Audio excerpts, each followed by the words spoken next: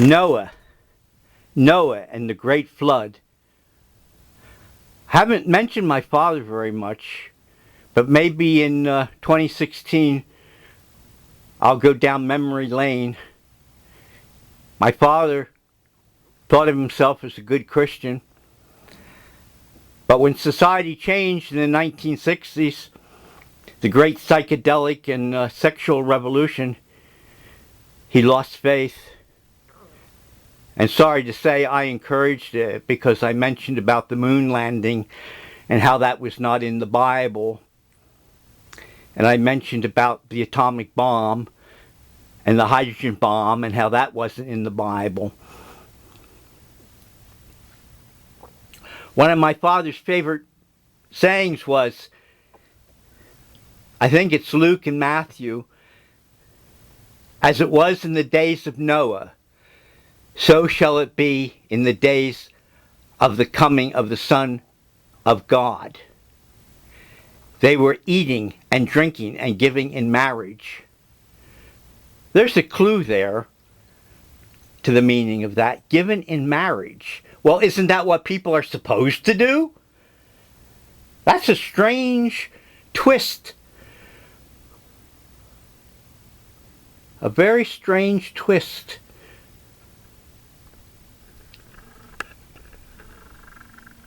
Of course people are supposed to be given in marriage. Holy matrimony. Maybe it has something else in that meaning.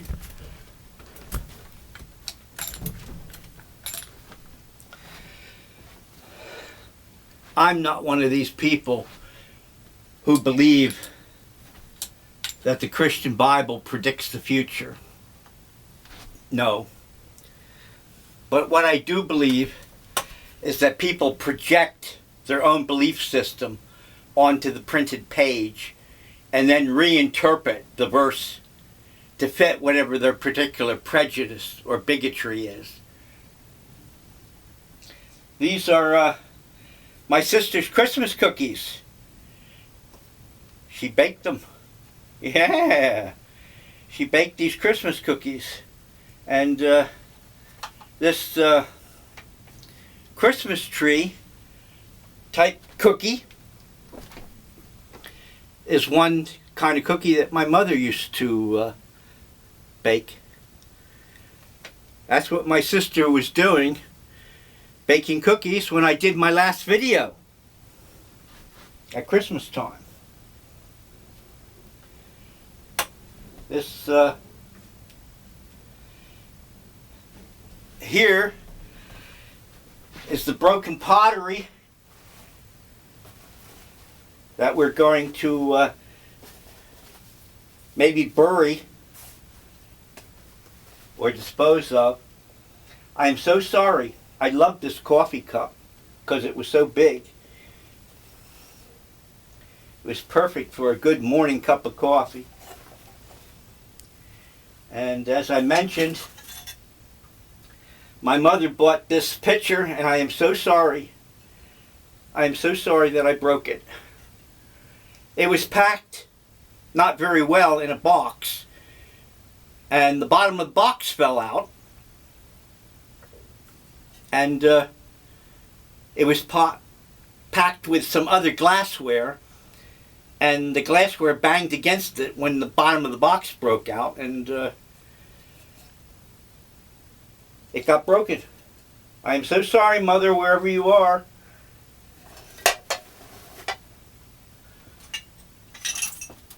So this is pottery tradition. Going to start for a new year. The breaking of glass. The breaking of glass in this picture is the one she used to make iced tea in for us kids. So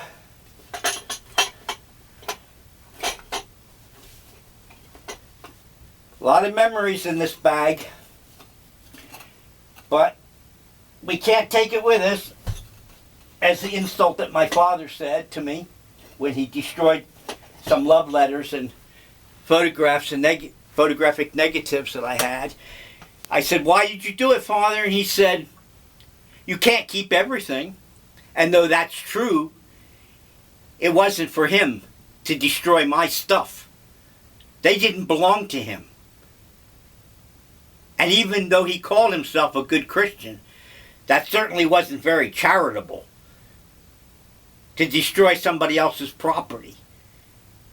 Believe it or not, even though I am his son and he is my father, or he was my father, that's still a crime. Hello? But of course, Jesus will forgive. Yeah, my sister baked these cookies. Oh, I love these kind of cookies. These are like shortening bread. So, like I said, though I don't believe in Bible prophecy, this book is an evangelical book. As the days of Noah were, so shall it be. That's not what it says. It says down here, it says, the sons of God and the coming of the apocalypse. Like I said, if there's a violent apocalypse, it will probably be caused by the monotheistic religions, if there is a violent apocalypse. But the real apocalypse is a revealing, a revelation, a discovery of who we are and our place in the universe. That's the peaceful revelation of St. John.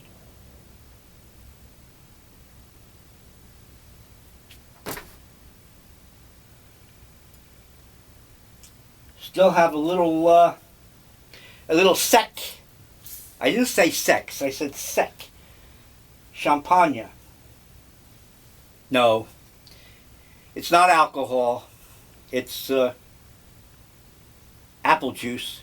Sparkling apple juice. It's actually very good. I really enjoy it.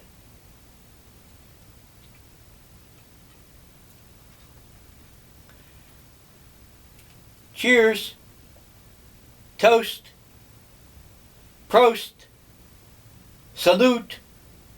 Skål.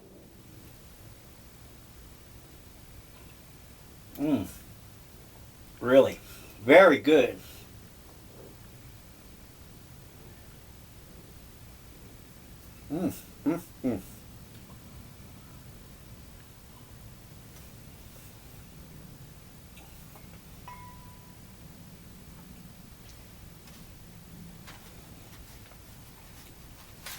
Do you know the children's poem?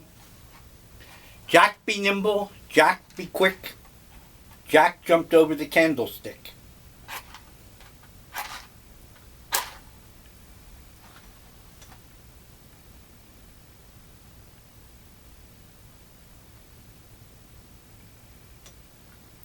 That was in celebration for the solstice, in the hope by lighting a candle or a lantern or a bonfire, that would encourage the sun to come up earlier and earlier every day. That's why Jack was nimble. That's why Jack was quick. So he could encourage the sun to come up earlier. This is another evangelical book, The Gateway of the Gods, an investigation of fallen angels, the Nephilim, alchemy, climate change, and the secret destiny of the human race. As should be known by now from past blogs, I am so much against genetic engineering, GMOs, because they tamper the GMOs with natural diversity. That could be what the meaning, if you want to interpret it as a prophecy, that could be what the meaning was, as in the days of Noah, so shall it be in the coming of the days of the Son of God. They were drinking and eating and giving in marriage. Maybe there's a little genetic tampering there that tries to usurp, try to take away God's authority. And when I say God, I'm referring to nature and the natural order of the universe, the physical laws that operate in a status quo, in a homeostasis, to balance the natural biosphere.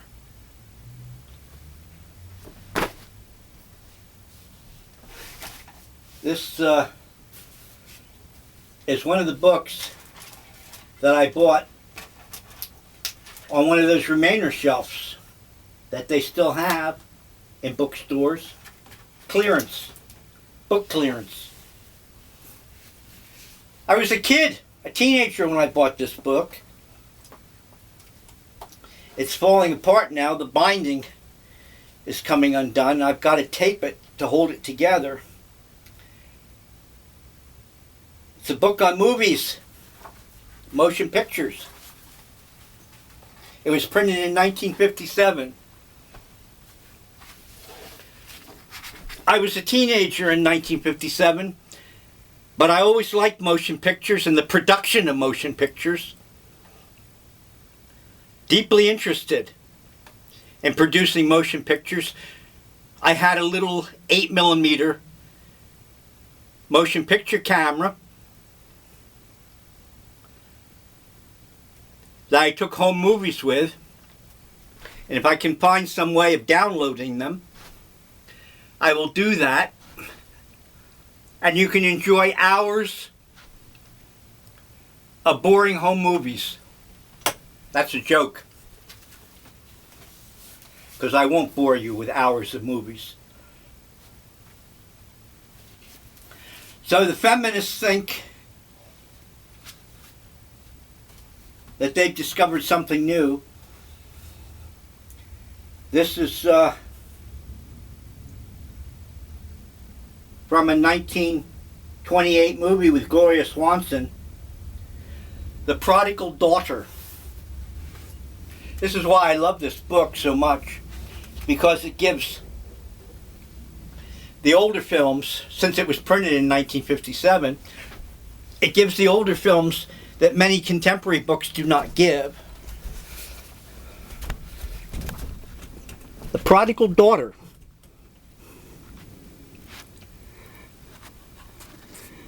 What do you think, feminist? 1928. Are you illuminated yet?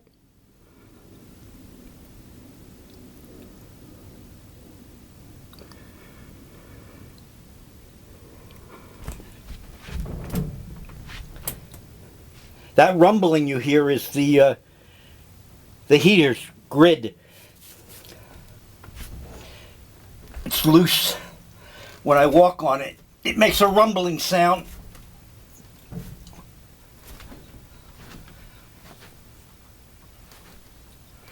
So these old books, and this is a warning to librarians who throw out old books, you're destroying history. I remember reading a story about the Los Angeles Public Library that did a clearance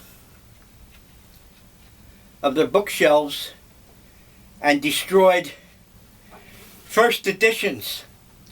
They threw first editions of books into the dumpster. Now there are thousands of pictures in this book that I would like to show you, but that would be foolish. That would be foolish to show you every picture in the book, and I don't even know if it would be legal to do that. But this is one of the reasons I love this book so much, and why I've carried it around for more than 50 years. Half a century, folks.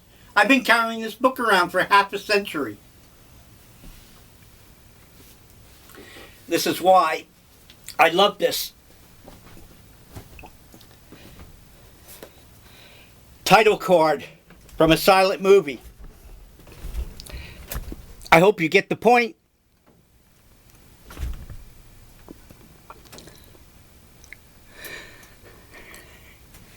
I hope you get the point.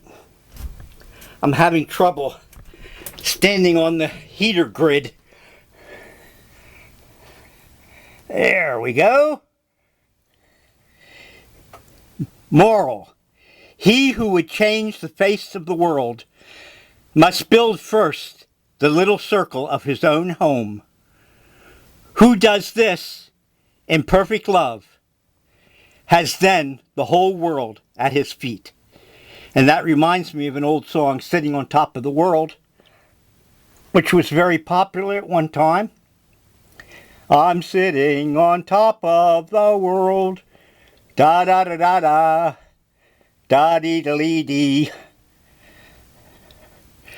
And also note that the silent movies used to have morals or aphorisms at the end of the movie to try to justify their existence.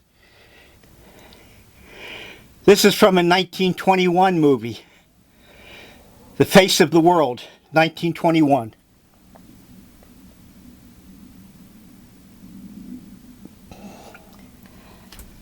So, one more picture.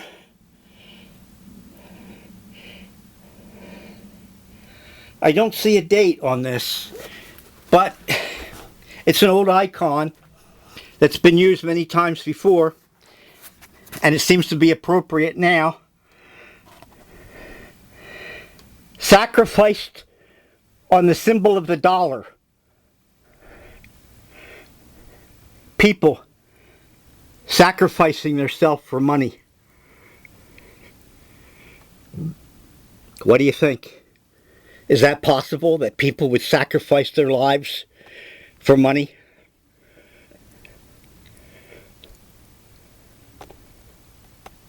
From an old silent movie, a title card.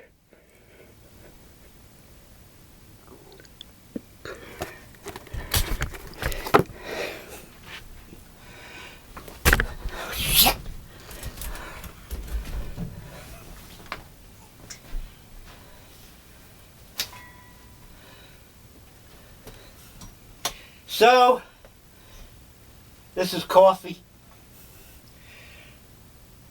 Honestly and truly, I hope you had a little enjoyment from these videos that I posted in 2015.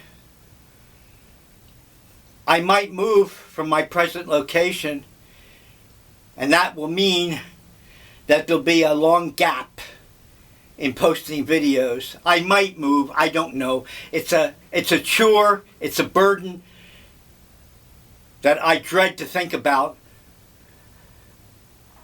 But it might happen. I'll tell you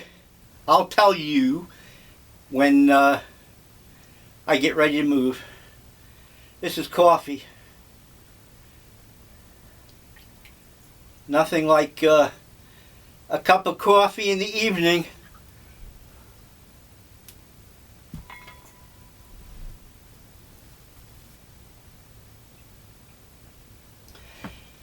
A cup of coffee and my sister's cookies.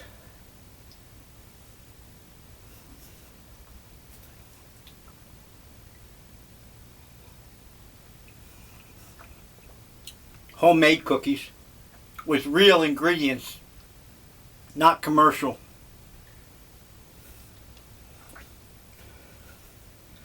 They're extraordinarily good.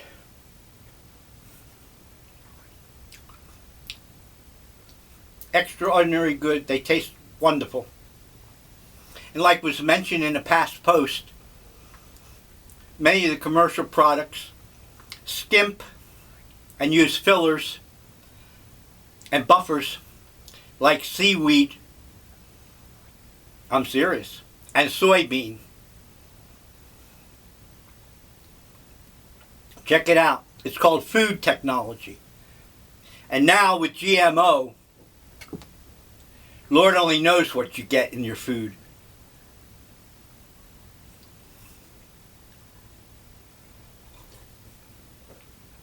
I am so much against GMOs and genetic engineering, not only because it destroys diversity in nature, but because, personally, my own opinion, that there's a sinister motive behind it. You don't believe that there are people out there who want to reduce the world population? They've said as much publicly. They said the world is overpopulated. What more do you need for an explanation? Are you dense? They're telling you they want to kill you. And you just go right on. Just right on. Hoping that some angel will come out of the sky, or that you will have a rapture and ascend into heaven before the tribulation. I'm not against that if that's your belief. I hope it happens. But to me, it's not going to. Because every verse, every jot and tittle has been studied for almost 1,500 years by Protestants, Catholics, Gnostics, and agnostics. Higher criticism from the German school of exegists. They know, for the most part, where the origin of all these ideas come from about the end of the world. I might be mispronouncing this, but since they discovered the Dead Sea Scrolls, the Essensi,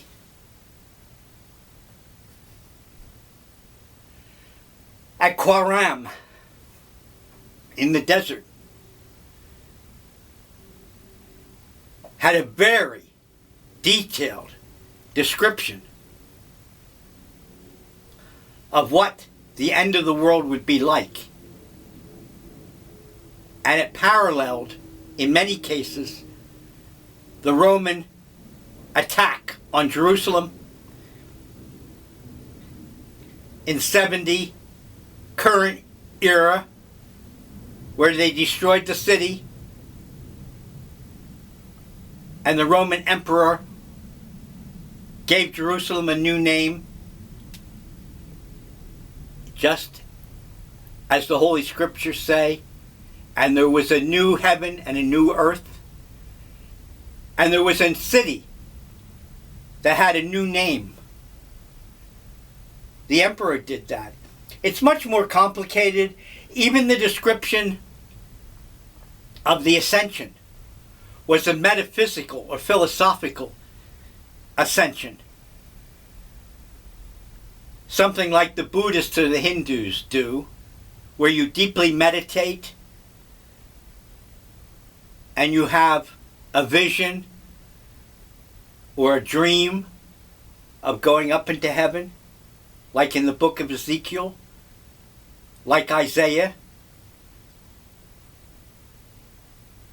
like in the book of David. Read Ecclesiastic. There is nothing new under the sun. Many of these ideas go back to ancient Egypt and Babylon,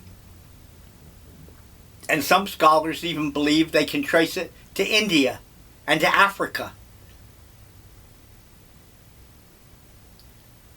We'll comment on this sometime in the future. This is not, please, to attack your faith. That's the last thing I want to do. The whole point of all this is to try to save religion, not destroy it. That's why I dislike GMO and genetic engineering so much. And also, as an addendum, my concern for private space exploration is deep. My belief, and to me there's enough substantial proof, that there are artifacts, buildings, and constructions on the moon, and if some private organization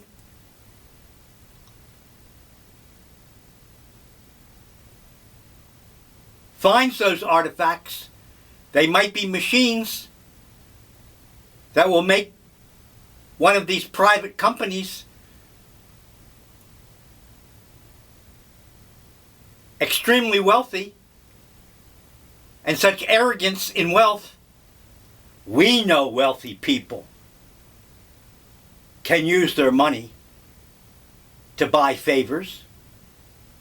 That's what lobbying is all about. One of these private space exploration companies might decide they want to attack the nation states on Earth. There's enough science fiction about revolutions in a galaxy far, far away